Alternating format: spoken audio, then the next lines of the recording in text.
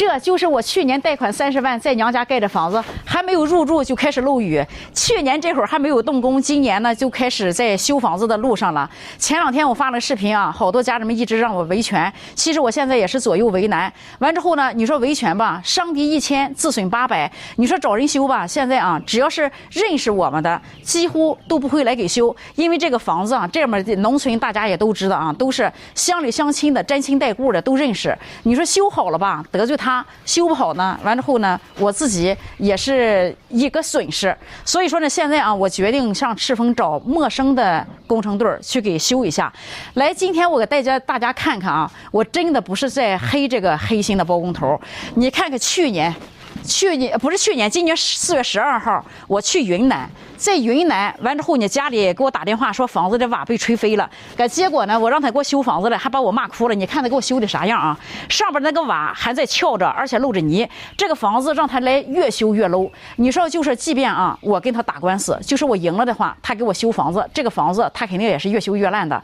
来，我给你们看看啊，不单是漏雨，瓦片被吹飞，而且咱们家的外墙保温是啥样的？我今天不是黑他，我带你们亲自的看一下。看一下啊，那个好多朋友说是不是阳光房漏？我说不是阳光房漏，我阳光房我花了2万5盖了之后，这阳光房也不漏，阳光房很好，跟它没有关系。我看看这个房子是不是它的技术问题啊？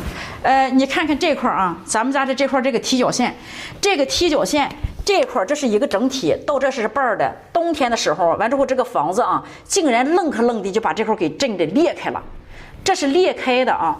还有，我带你们再看一下，就这房子就是都不是说是咱们从技术，你说咱们是不懂的，都不是说从技术上看，就从肉眼上来看，来看看这，看看这掉的，看看这裂的，这裂的就跟咱们种地那个拉了股倒的似的。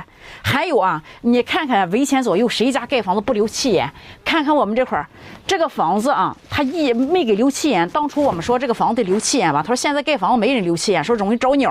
后来咱也想着，没想到说是他这个要有这个空气要流通啊，而且他这个是要出这个空气的。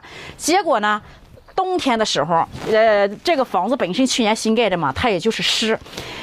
一到下午的时候，我们那屋里头顶棚哈，它那个全是哈气，吧嗒吧嗒把那个顶棚的往下掉水，就像下小雨一样。农家的那个屋里头开始都渗水，冬天都在漏水。还有好多朋友说让我上彩钢瓦吧，因为咱们这边啊，围前左右全是这种瓦。我带你们看看啊，这家，这是我奶奶家。这是我奶奶家，这是已经60多年的老房子了，瓦片没吹飞，而且到现在为止都不漏，20年没住人了，人也没有漏，是不是技术问题？因为我不想去上彩钢瓦，彩钢瓦你像我们那边啊，你像上那个彩钢瓦，它呢只能是这边盖棚子呀、盖工厂用的。你下小雨它刷刷响，下大雨的情况下，你在屋里根本没办法睡觉，就是声音超级大。你看看，这是我在黑它吗？还有就这房子啊，昨天下了1天雨，你看看，就是那个印儿，直接它那个檐子板和檐子板之间衔接的空隙也特别大。下了雨之后啊，就是几分钟，这个檐子板那块就是开始阴湿了。我就不知道他这个技术是什么样的技术，一给他打电话修房子，他就说我事儿多，而且说呢，也就是这个房子下点雨漏水，不下雨他也不漏，你就说我事儿多。这是全他说的话。还有就说是要不然就说呢啊，你盖个房子，我给你盖个房子，他房塌了也找我。他现在都说这么不讲理的话，要为啥我不维权？第一呢，就是王甲也跟我说，他妈妈，你说你就是即便维权的情况就是赢了啊，你不可能不生气。再说了，去年我们在家盖了1年房子，你说哈，老妈就是我没时间照顾她，老妈一直生病都老住院。等到今年我是想修房子呢，好好照顾一下老妈，我要给她打官司，不可能不生气。那是毋庸置疑的事儿，而且就是即便打赢了，他给我修也是越修越烂。后来王甲也说，他妈妈咱们还是不能那个太得罪他，因为你说咱们啊就是一个普通的老百姓，你说你得罪了他，你以后不在家，就我姥姥和我大姨在家，你说呢？他要给他们使坏怎么办？